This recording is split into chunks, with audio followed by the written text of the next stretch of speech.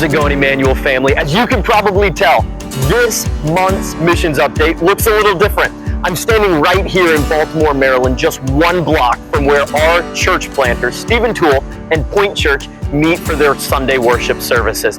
Let me tell you, this has been a fantastic gospel-centric week. Hey, we've had a lot of fun. We've eaten crab cakes, we've gone to an Orioles game, we've enjoyed and explored the city. But the truth of the matter is, we came here to make a gospel impact, and we have done just that.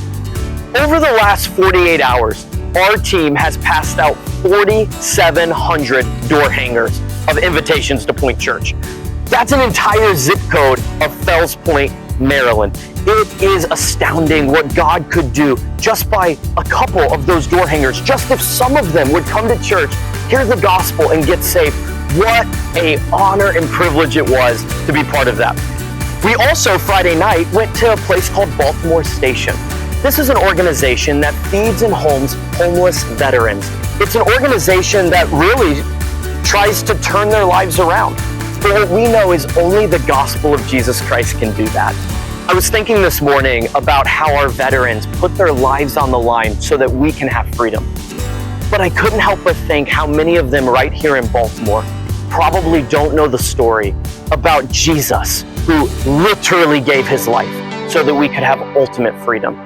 This morning, Pastor John and one of our team members are going over to Baltimore Station to bus some of them to Point Church.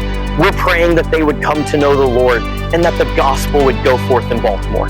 The other thing we did this week was we put together 100 bags of school supplies for kids who are going to be joining the school system soon, who are in deep poverty, some of them without homes.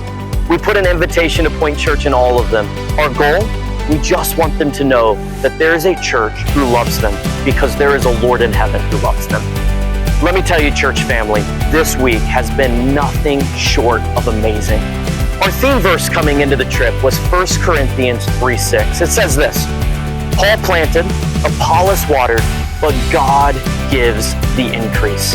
This week we did a lot of planting, we did a lot of watering, we did a lot of hanging invitations on doors and talking to people and praying with people. We're about to go set up for mobile church even this morning and host about 40 people to share the gospel from Nehemiah with them. But the truth of the matter is, we are trusting God in the next 5, 10 years, and even unto eternity, to yield an increase to the glory of Christ. If you haven't been on a mission trip yet, you've got to join us. Hey, 2026 is coming, and there are going to be lots of opportunities.